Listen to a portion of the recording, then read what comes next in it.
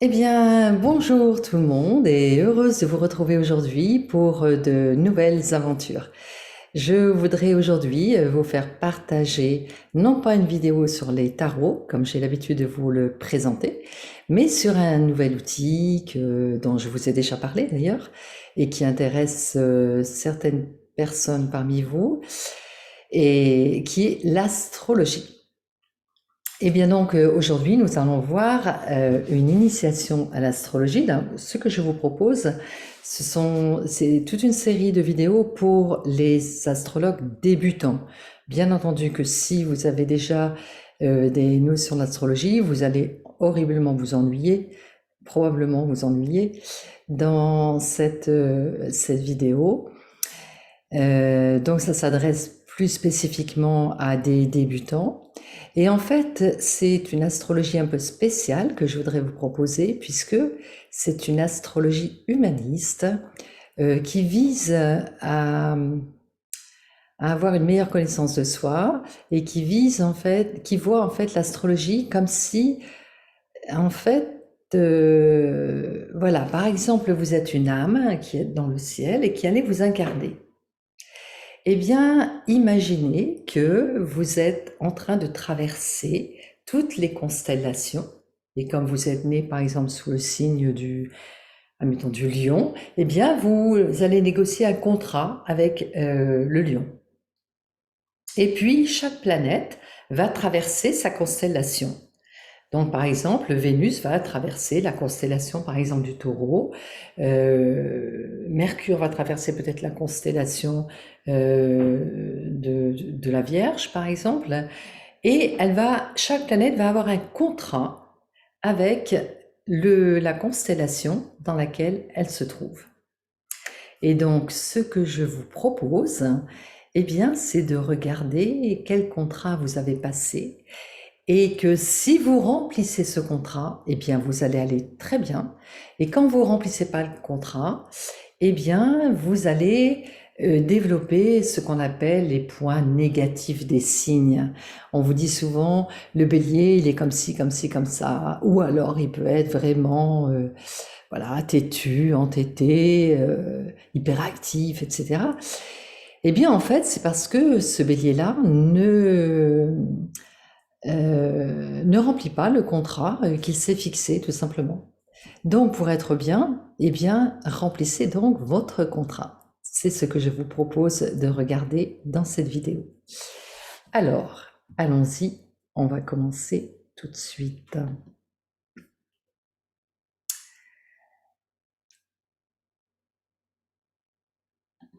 Alors,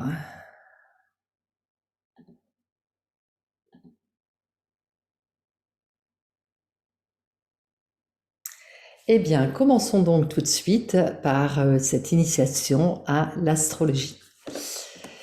Donc, avant toute chose, je voudrais vous montrer qu'est-ce que c'est qu'un thème astral. Déjà, pour commencer, puisque je vous ai dit que ces animations avaient pour but de former des débutants en astrologie. Donc, on va commencer par découvrir ce qu'est un thème astral. Donc, vous n'êtes pas évidemment que votre signe, mais vous êtes également votre ascendant et d'autres choses. Eh bien, un thème astral, de quoi est-il composé? Eh bien, vous avez ici donc toutes les constellations que vous connaissez probablement déjà. La constellation du Bélier, du Taureau, du Gémeaux, du Cancer, du Lion, de la Vierge, de la Balance, du Scorpion, du Sagittaire, la constellation du Capricorne, qui peut s'écrire aussi différemment quelquefois, le Verseau, mais plus couramment c'est comme ça, le Verseau et le Poisson.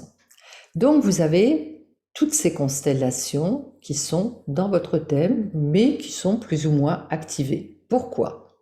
Eh bien, parce que vous avez également dans votre thème, si vous avez déjà monté votre thème, d'ailleurs si vous ne l'avez pas monté, je vous invite à le faire, vous n'avez pas besoin d'acheter un logiciel d'astrologie, vous avez des thèmes, des sites sur Internet qui vous proposent de monter votre thème gratuitement. Il suffit de connaître votre date de naissance, votre heure de naissance, votre lieu de naissance, et puis voilà, c'est à peu près tout. Et puis vous aurez votre thème. Et donc, votre thème va se présenter comme ça. Donc, vous aurez plein de planètes. Vous voyez, Soleil, Vénus, Mercure, etc.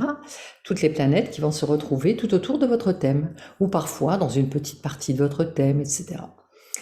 Et puis, vous avez un autre point important dans un thème, ce sont les domifications, c'est-à-dire les maisons. Les maisons, comme par exemple l'ascendant, que vous connaissez peut-être, vous avez déjà sûrement entendu ce nom, l'ascendant. Vous avez également le milieu du ciel qui représentera votre carrière, votre statut social. Et puis, vous avez d'autres points du thème, le descendant ici qui représentera votre conjoint, le couple, les partenaires. Et vous avez le fond du ciel qui représentera votre foyer, vos ancêtres, etc. On verra tout cela en détail. Et puis, vous avez des pointes de maison ici qui sont les points, les cuspides, on appelle cela, les cuspides des différentes maisons, la maison 2, la maison 3, la maison 4, la maison 5, etc. Donc, vous en avez 12. Eh bien, un thème astral, c'est cela. Donc, ce sont des constellations, des planètes, des maisons et également, on appelle ça des aspects, c'est-à-dire comment les planètes communiquent entre elles. On va dire globalement que les traits rouges, ça veut dire des communications qui ne se font pas aisément, et des traits bleus qui vont dire que la communication passe plutôt bien entre elles. Voilà. Donc ça, c'est pour vous montrer un aperçu de ce qu'est l'astrologie que nous verrons en détail, bien évidemment. Alors, nous allons maintenant voir dans un premier temps, on va commencer par les constellations. Les constellations qui sont tout simplement les signes. Eh bien, sachez que les signes ont été classés par éléments. Vous avez peut-être entendu parler des différents éléments que l'on considère en astrologie. Il y en a 4. Donc, il y a l'élément de l'eau, l'élément de l'air, l'élément du feu et l'élément de la terre. Il y a 4 éléments, il y a 12 constellations. Donc, vous avez deviné, il y a 3 signes par élément. Donc, dans l'élément air, nous allons avoir le Gémeaux, la Balance et le Verseau. Ce sont les 3 éléments, les 3 signes qui font partie des éléments air. Dans les éléments de feu, nous allons avoir le Bélier, le Lion et le Sagittaire. On va classer dans l'élément terre 3 signes également, le Taureau, la Vierge et le Capricorne. Et l'on va classer dans l'élément eau, les 3 derniers signes, le Cancer, le Scorpion et les Poissons. Donc voilà la classification par élément. Donc nous allons maintenant aborder le chapitre des différentes constellations, des différents signes, et on va commencer par les 3 signes de feu. Mais avant toute chose, je voudrais vous expliquer les 3 signes de feu, les 3 signes d'air, de terre et d'eau ne sont pas au même niveau. En fait, il y a 3 niveaux d'interprétation des signes. Par exemple, le signe de feu, il y a le feu primaire, c'est-à-dire le feu primitif. C'est le feu du bélier. C'est celui qui va impulser, celui qui va mettre en moteur, en action les choses. Après, on aura un deuxième niveau, un feu un peu plus évolué, un peu plus maîtrisé, qui sera le feu du lion. C'est le feu créatif, le feu créateur. Et puis, on aura un troisième niveau de feu, qui sera le feu spirituel. Ça sera le feu du Sagittaire, qui, lui, sera encore plus maîtrisé que le feu du lion. Ça sera le feu plus spirituel. Eh bien, ces 3 feux parlent tous les 3 de quelque chose qui est de l'ordre de l'amour et du dynamisme.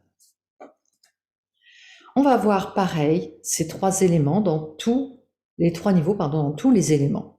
Par exemple, dans le signe de la terre, nous allons avoir le feu, la terre du laboureur, c'est-à-dire la terre du taureau. Après, on aura une terre un peu plus évoluée, la terre mentale, ça va être la terre de la Vierge. Et enfin, on aura une terre encore plus au-dessus, ce sera la terre de la montagne et ce sera la terre du Capricorne. Ces trois éléments de terre vont nous parler tous les trois de quelque chose de l'ordre de la structuration et de la sécurité. Voilà pour les éléments de la terre. Maintenant, voyons les trois niveaux d'air. Nous avons l'air basique, qui est l'air des Gémeaux. Le Gémeaux, il veut parler, blablabla, et blablabla, et blablabla. Il veut communiquer. Après, nous avons la Balance, qui est l'autre signe de l'air. Mais lui, il veut la relation. Il ne veut pas parler n'importe comment, comme le Gémeaux, curieux. Mais il va vouloir utiliser l'air de la communication pour entretenir une relation. Et après, nous avons l'air du Verseau. Et lui, le Verseau, il veut parler à l'humanité. Ça va être le Verseau au troisième niveau, l'air au troisième niveau. Les trois éléments nous parlent de toute façon, tous les trois, de quelque chose de l'ordre du mental, donc de la pensée, et de la socialisation. Et maintenant, voyons les trois niveaux d'eau. Alors, nous avons le premier niveau d'eau qui va être l'eau utérine, l'eau de l'intimité, c'est l'eau du Cancer. Après, nous allons avoir le niveau intermédiaire, c'est l'eau de l'inconscient, c'est l'eau du Scorpion. Et après, nous allons avoir l'eau du cosmos, et c'est l'eau du Poisson. C'est l'eau océanique. Donc voilà pour la classification des éléments eau. Tous les trois vont nous parler de sensibilité et d'intuition.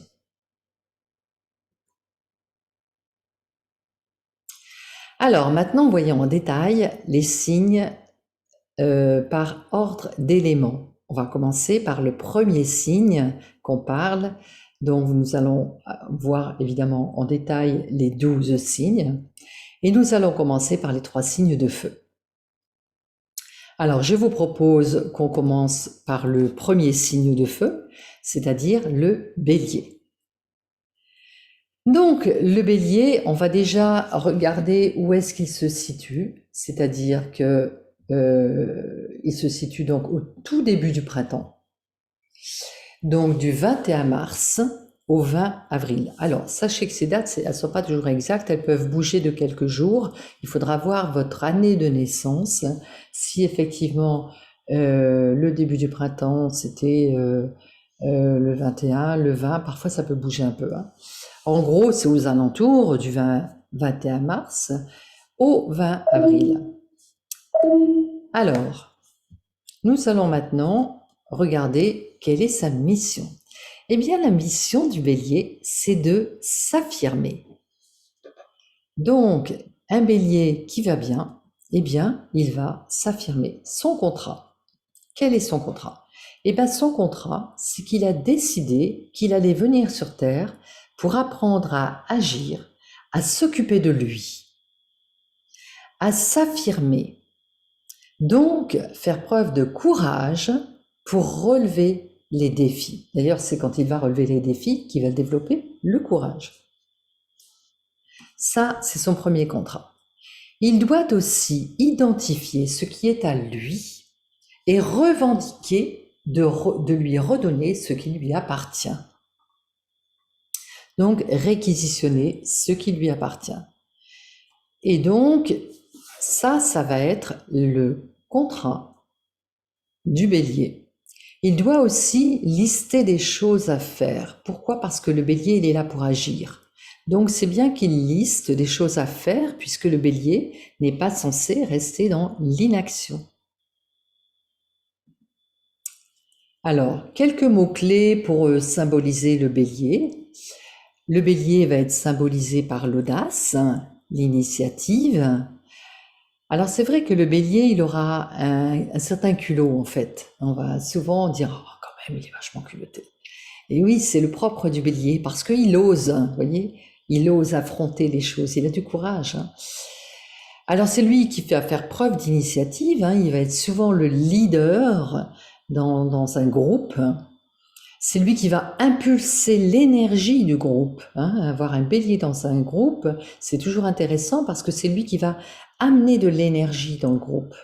C'est lui qui va créer des envies parce que le bélier, il a envie de faire des choses. Donc, il va impulser l'envie en même temps de créer, de démarrer des choses, etc.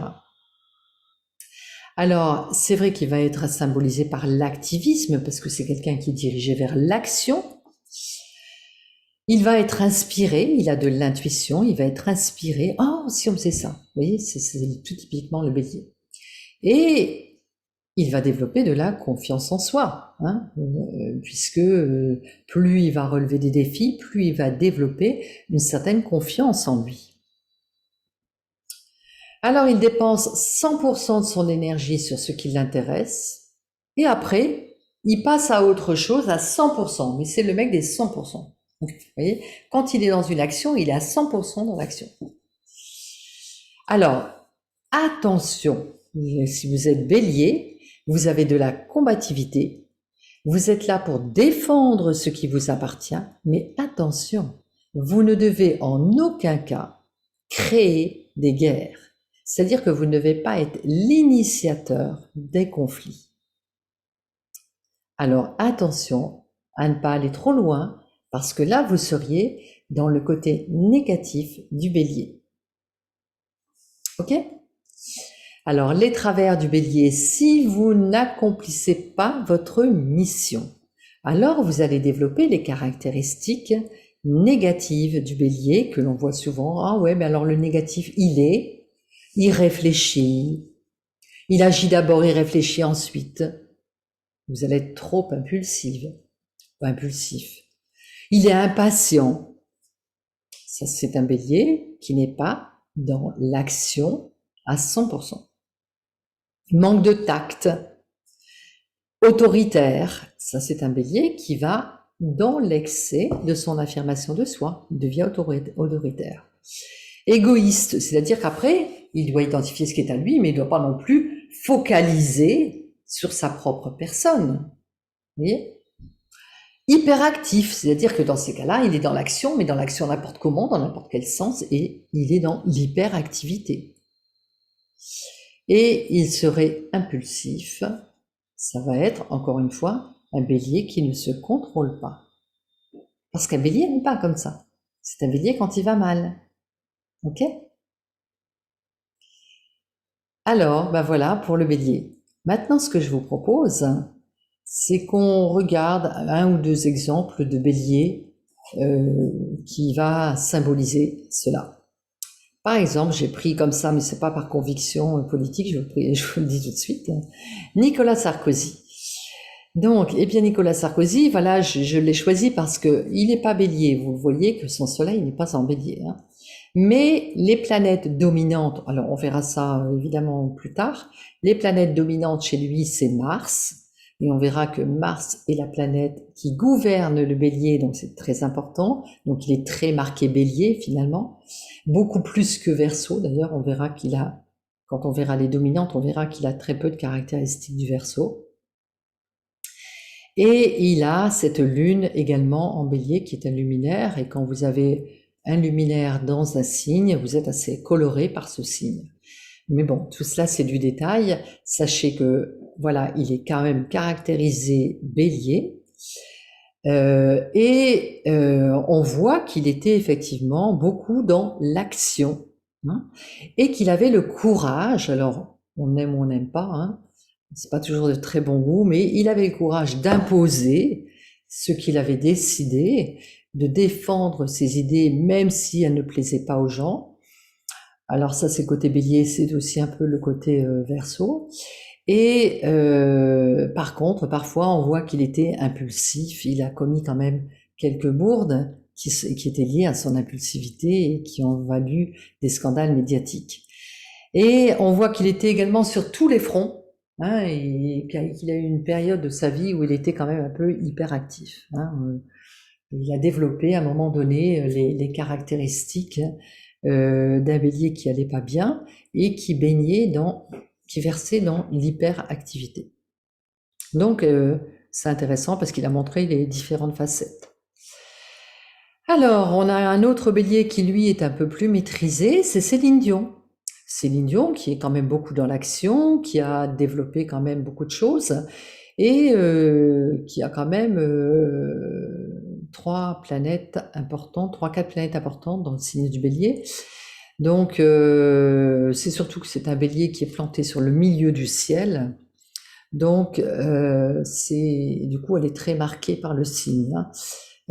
Quand on va voir un soleil planté en milieu de ciel comme ça va être des planètes importantes, une cuspide importante, hein. Donc, voilà. Donc, elle, par contre, c'est un bélier qui était plutôt bien vécu, hein. Elle était dans l'action, mais pas dans l'hyperactivité. Elle enchaînait, c'est vrai, à un moment donné, beaucoup de spectacles. D'ailleurs, elle a eu un moment donné où elle a dû arrêter, hein, parce qu'elle a même perdu sa voix. Et ça, c'est le signe que tu es trop dans le faire, hein. Donc voilà pour le signe du bélier. Alors, passons maintenant au deuxième niveau du feu. On va voir le lion. Le lion, qui est un signe du mois d'août, mois de juillet-août, hein, fin juillet, début août, enfin jusqu'au 22 août.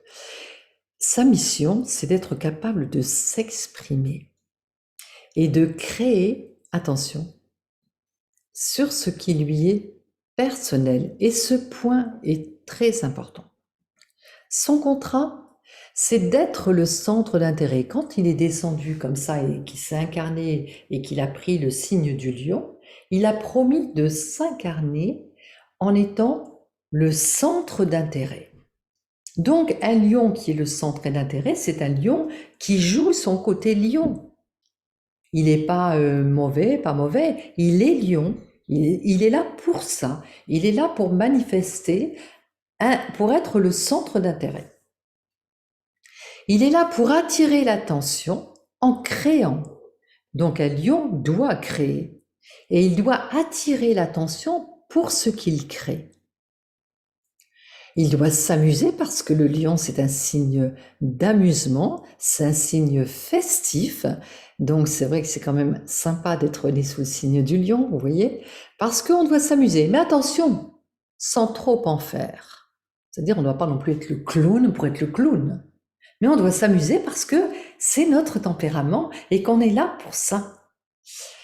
On doit se créer un public qui aime ce qu'il fait. Ça, c'est très important. C'est-à-dire que le lion doit trouver le public qui l'aime pour ce qu'il crée, pour ce qu'il est. Vous voyez ? Il doit apprendre, et ça c'est une autre chose importante pour le lion, il doit apprendre à se délaisser de ceux qui n'apprécient pas ce qu'il fait. Les gens qui n'apprécient pas ce qu'il fait, eh bien, il doit l'accepter. Et là, on va voir qu'il y a des lions qui n'y arrivent pas. Quelques mots-clés. Alors, c'est un artiste, un idéaliste. Il a foi en ce qu'il fait, en ce qu'il est, en ce qu'il pense. Alors la foi, c'est pas la religion ici, hein. C'est la foi dans le sens, il a foi dans ce qu'il est, etc. C'est un signe qui a relativement confiance en lui, hein. Alors c'est le signe prédestiné à l'amour, l'amour des gens, l'amour de lui-même, l'amour de la vie, hein. Il a un côté enfant, d'ailleurs ça symbolise aussi le signe de l'enfant. Il aime le jeu, il aime s'amuser, il aime le jeu, il aime le théâtre. C'est souvent, on va voir beaucoup de lions dans le signe dans le secteur du théâtre et du cinéma. C'est le signe du théâtre. Il y aura beaucoup de créativité. Il y aura beaucoup de lions qui seront dans la créativité. Alors il s'affirme, le lion, il s'affirme haut et fort. Je suis comme ça, point barre. Et c'est un signe qui brille. Alors, son travers, vous l'avez peut-être deviné, attention à ne pas chercher à plaire à tout le monde ou à écraser les autres pour être au devant de la scène. Donc, on doit plaire pour ce que l'on est, pour ce que l'on crée, mais attention de ne pas écraser les autres et de ne pas chercher à plaire à tout prix et de vouloir être caméléon pour plaire à tout prix. C'est le travers du lion, ça. Un lion qui serait mal dans sa peau et qui ne jouerait pas son contrat, eh bien ça va devenir ce lion que souvent les gens n'aiment pas, ce lion égocentrique. Moi je, voilà, ça c'est le lion égocentrique, mais c'est le lion qui ne s'assume pas en tant que lion, parce qu'il est là quand même pour briller, quoi qu'on en dise. Le lion narcissique, le lion vaniteux, qui fait de l'autosuffisance, qui se vante et qui devient despotique. Mais ça, c'est un lion qui ne se vit pas. Donc, quand vous voyez un lion comme ça, c'est parce que ce lion n'a pas trouvé son centre d'intérêt et ne s'est pas créé dans ce qu'il est. C'est simplement ça. On regarde quelques exemples de lions? Allez, on y va. Alors, Richard Berry. Eh bien voilà, Richard Berry, un type de lion qui ne s'incarne pas en tant que lion. Pourquoi? Alors on voit qu'il a 3 planètes en lion, Soleil, Pluton, Mercure, en plus c'est quand même assez proche du milieu de ciel, donc il a un côté très créatif, hein, ça c'est indéniable. Sauf que c'est, bon, dans ce que dit son ancienne femme, hein, Jane Monson, elle dit que elle ne pouvait jamais être concurrente à lui. Elle disait que quand elle était en société, qu'elle sortait un nouveau disque et qu'elle était appréciée pour son disque et que dans la soirée, les gens la félicitaient, eh bien, il l'a dénigrée et il l'a rabaissée. Et après, le soir, il faisait une querelle. Pourquoi? Parce qu'il ne supporte pas. Il ne supportait pas, alors peut-être que maintenant il est guéri, je ne sais pas, l'histoire ne nous le dit pas, mais il ne supportait pas de ne pas être la vedette de la soirée. Il fallait qu'on l'admire. On n'était pas là pour admirer sa femme, on était là pour l'admirer lui. Eh bien ça, c'est typiquement un lion qui ne s'incarne pas en tant que lion, vous voyez. Alors, voyons maintenant un autre lion. Alors c'est intéressant, c'est Pierre Richard. Alors je ne sais pas si vous connaissez son histoire, hein, mais Pierre Richard, il a mis longtemps avant de réussir à se réaliser dans le monde du cinéma. Il voulait être acteur, il a décidé d'être acteur très tôt en fait, hein, enfin assez tôt en fait, à l'âge de, je crois que c'est à l'âge de 16 ans ou quelque chose comme ça, quand il a vu au cinéma un acteur américain dont je me souviens plus le nom, c'était un comique américain, et il a dit c'est ça que je veux être. Et après, donc il a pris des cours pour être comédien, et au cours d'un tournage, il devait faire des mouvements physiques, et donc il fait un grand écart et il va voir le metteur en scène et lui dit alors j'étais bon, et il lui dit tu sais tu n'es pas comédien. Pour être comédien, tu dois définir ton rôle. Là, il s'est pris une claque. Et il a réfléchi quel genre de comédien il veut être. Et donc, qui suis-je? Et il s'est rendu compte, en fait, que dans sa vie de tous les jours, il était très distrait. Il faisait plein de bêtises, en fait. Et il a écrit, donc, un scénario de ce qu'il voudrait jouer. Et c'est comme ça qu'il a écrit le scénario du film Le Distrait. Et il l'a présenté donc à ce metteur en scène, à ce réalisateur plutôt, et il lui a dit voilà, c'est ça que je veux jouer. Et l'autre lui a lu le scénario et lui a dit c'est excellent, écoute, je vais t'aider à le réaliser, mets-le en scène. Il dit, moi je suis pas metteur en scène, c'est pas grave, je vais t'aider, je vais t'épauler. Et c'est comme ça qu'il est devenu comédien. qu'il a été commencé à être connu, en tout cas. Alors là, on voit typiquement la démarche du lion. Vous voyez? Il a d'abord dû faire le travail de qui je suis. Qu'est-ce que j'ai envie de créer comme personnage? Et il a décrit tout simplement qui il était dans sa vie de tous les jours. Et cette façon d'être, c'est ce qui l'a rendu célèbre, avec après le grand blond avec la chaussure noire, etc. Vous voyez? Tout ce qu'il est devenu après, ça a été construit à partir de cette image. Et donc ça, c'est typiquement un lion bien vécu. Et d'ailleurs, à un moment donné, il n'a plus voulu être ça. Il ne voulait plus jouer ce type de rôle. Il voulait jouer des rôles dramatiques. Et donc, il a écrit donc un script droit dans le mur, je crois que ça s'appelle. Et il a fait un bide total. Il a fait un bide monumental. Pourquoi? Parce que le lion, il doit rester dans ce qu'il est. Vous voyez? Voilà pour le lion. On passe au Sagittaire. Alors, le dernier signe est le Sagittaire, donc au mois de novembre, donc du 22/11 au 21/12, il y a une petite erreur.